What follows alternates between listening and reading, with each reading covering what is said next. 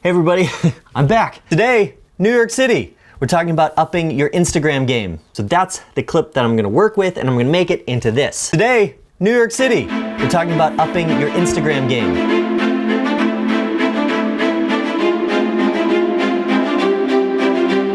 Now I'm breaking this down today into a very simple process. It's like a start to finish thing, which includes at the very end how to post in this whole vertical video thing that's going on with Instagram. And there's just some simple ingredients that go into making them for Instagram. And I want everybody to be good at telling stories. And so that's kind of what I'm trying to translate here today.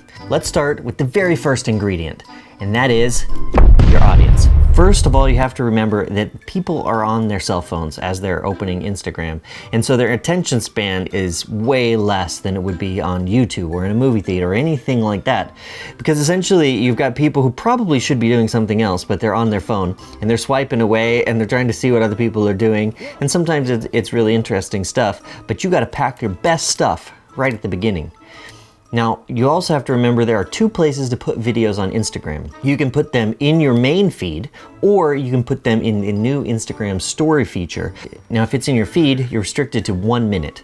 Now, if it's in your Instagram stories, you have to package those into 10-second chunks, and you can stack those back to back. They don't have to all be video. So that's kind of one thing to think about. Okay, now that you're kind of clear what's going on in your audience head, the second thing you have to do is think about story. Story seems to get dropped right now in this whole Instagram world because people are just giving a behind-the-scenes feel to their life. But I think that it's still really important to think about story. What is it that you're trying to communicate? I mention this because story is always important.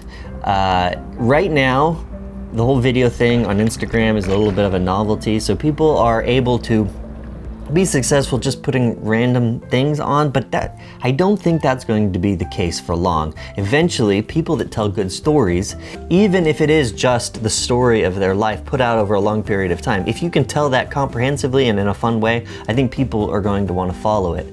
And I have many videos where I talk about story, so I don't think this video is the place to do that. I'm putting the links down in the description, but just remember, that's like ingredient number 2.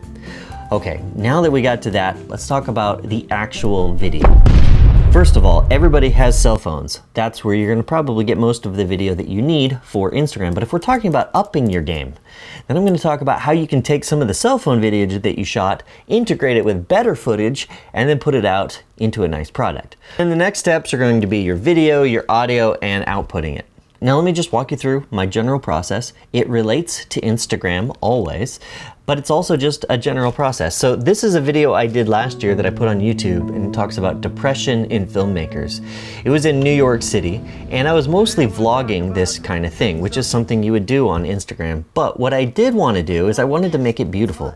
And I shot some time lapses, as you can see here, but I also wanted to use other time lapses and beautiful footage of New York City that I didn't have time to do because I was only there for 2 days. And so I went here to Videoblocks.com and I subscribed to that, which is a pretty neat little service because it costs, depending on when you buy the service, $150 a year, and you can use all of the stock footage. So I type in New York City time lapse and all of this footage comes up. And so I actually went in and I downloaded a whole bunch of these, dropped it into the timeline, and then covered up some of my cuts from it. Or another thing that you can do very easily from this is go over to their After Effects tab and say, create a title for the intro to the video. And what you'll notice is right here, that's what I used for the beginning of this video. So easy stuff like that, you can manipulate it in After Effects, then drop it back into your editing program. And I'm using Adobe Premiere. All right, so we got that. All right, the next thing is audio, and in particular, getting soundtracks for your video. There's a couple ways that I go about doing this, and I'm just gonna fill you in on a few of them. The first thing that you can do is you can go to YouTube, and they have a music library. So if you just do a quick search for music library on YouTube, it'll point you in the right direction. You'll have to log into your account. And then it'll show you this whole music library, and you can go down and sort through all of these different ones. And then just download them. And if you click on each one, it will let you know what you can do with it. So in this particular one, you're free to use the song and monetize your video. And you can actually do searches for different songs. So say I want to use Gangnam Style. So it does show you that you can use that song, But here, you can't monetize your video. So if you actually are trying to make something that will create a little bit of downstream revenue for yourself, you can't use that. Okay, so you wouldn't want to use that particular song. But anyways, sometimes I will use this, but most of the time I like to use songs that I know I can monetize. One of the things that I do is I have a sound library that I pull from for all of my YouTube stuff, which I also use for Instagram, and that's epidemicsound.com. And I'll just kind of show you here what they do. It's all based on how big your YouTube channel is. So for small stuff, and you're putting out a few YouTube videos a month or something, this is actually really fantastic, because then you can choose as many songs as you want at $15 a month. And just for perspective, we have about 250,000 monthly channel views, so that's where we're at right at the moment, and that's really handy, because the other sound library that I use often is audiojungle.net. Most of the time I'm pulling individual ones, so let's say I'll take an electronic music or something, but you can see they're $19 a piece. So you're probably better off getting a subscription service like the Epidemic Sound one that I have, and then just going month to month, because, well, you can use a lot more songs. Obviously everything has just a teeny tiny cost. I'm just trying to show you some of the options. So let's just grab a track from my Epidemic Sound. We'll download this particular one. It's like a hero montage thing. All right, now let's just quickly put them together. I'm going to be using Adobe Premiere, so if you use that, you can follow along. If not, just think about the main concepts. Okay, so just for reference, here's our depression video that I did last year, and you can see all of the New York clips that I put in there. So you can see, like, I'm talking about New York, and here's all the time lapses and stuff that I mixed in, which is pretty cool. Now, I could just take a small little snippet, we'll mark an in, we'll mark an out, and then I could take this and I could drag this into my timeline, and there's a clip. I could export that to Instagram if I wanted to. Because I want to take this to the next level and talk about how in Instagram you might use vertical video, then that's what I'm going to be editing in. So this is the normal timeline, and we'll just take it one step further. So the first thing that I do is I have all of the video that I've taken vertically with my phone stored via Google Photos. So that automatically syncs from my phone up to the cloud. So from here, let's go to Google Photos.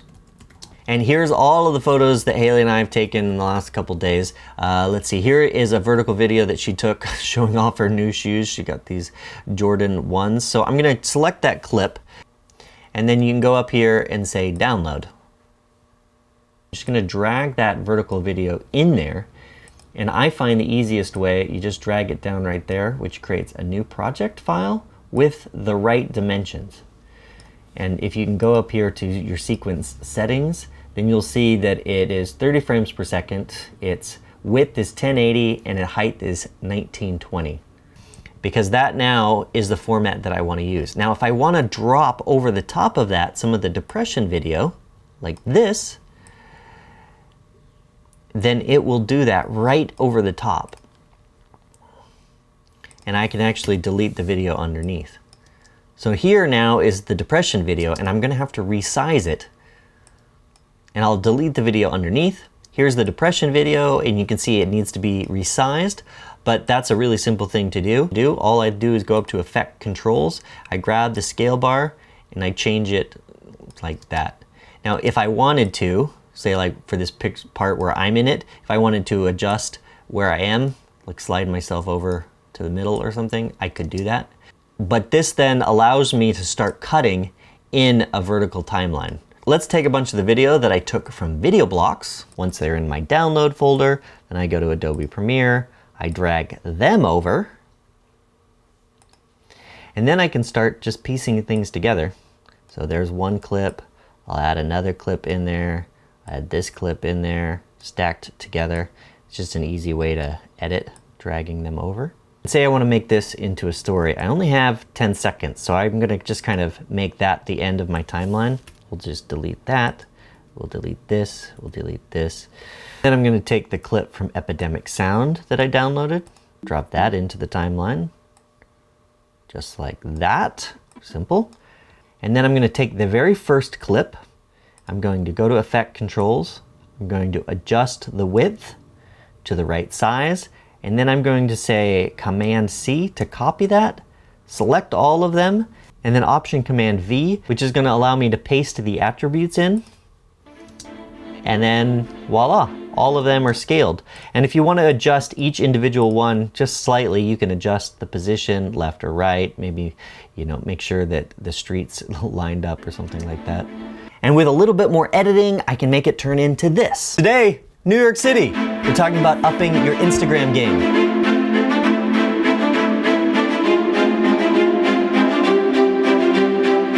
And now the last step is exporting it.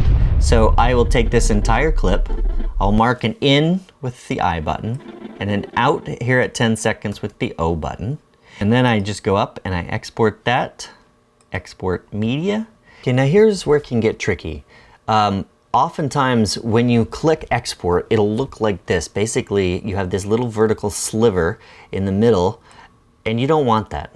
You want it to actually be a vertical video that it exports. So I unclick the match sequence settings and I make sure that it's on H.264, because if you're on other things like a QuickTime movie or something, it might want to make it horizontal.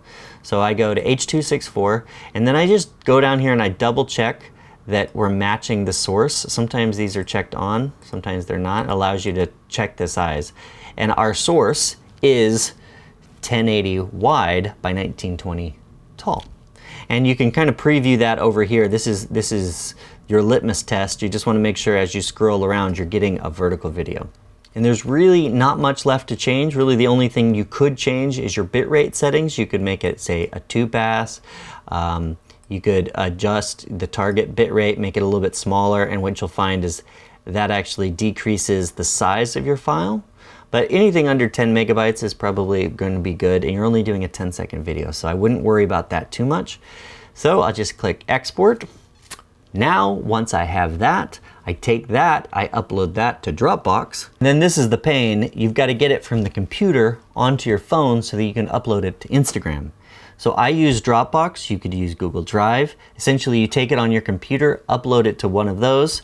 You take it on your phone, you download it off of that to your camera roll, and then you can upload it to Instagram via the story feature. And that's all there is to it.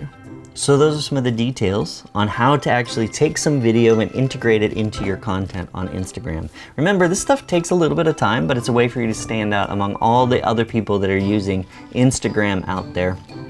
And you'll probably notice that in this video, I didn't talk a lot about the theory on how to do best use video for this particular platform. And that's in part because, well, it's a new platform for me too, and I don't think I have the answers to that. That's for everybody to explore a little bit on their own and find the best way to use it. But what you can do is you can see how I use it on my Instagram account. That's @UntamedScience. I don't post every day, but when I do stories, I try to make them interesting and engaging and hopefully worth your time to click on them. So go check that out. This particular one is on today's story, so you can go see that down. Well, I'll leave the link in the comments below. Hopefully I'll see you over there, because that is what I've been doing most of the summer. I've been traveling and shooting documentaries that require all of my time, and all I've had is my phone and Instagram, so that's where I've been updating. Okay, we'll see you guys in the next video. I know this one was a little bit long, and I'm leaving links to all of the programs that I talked about down below. Also, I should say this video was sponsored in part by Videoblocks, which is really good because it allows us to make more videos. So, if you want to check this whole thing out, go to videoblocks.com/YouTube, or I'm leaving a link in the description box below so you can start downloading 7 days Videoblocks for free. One thing you didn't know, the owner of Videoblocks is a pretty amazing guy. And Videoblocks as a company, it's one of the fastest growing stock libraries around. There's 3 million videos. They have After Effects libraries, motion backgrounds, and it includes the only contributor marketplace that gives 100% of the commission back to the artists. That's people like me who upload to video stock libraries. And Jonas and I have been using this for a long time, which is really great. All of these clips come with a royalty-free agreement, so you're not going to get hit with copyright claims, which is really good if you're worried about it. Anyways, as part of all this, we're giving away 7 days Videoblocks, so you can try it out, get access to the massive library. It's royalty-free licenses for free. Check it out. We'll see you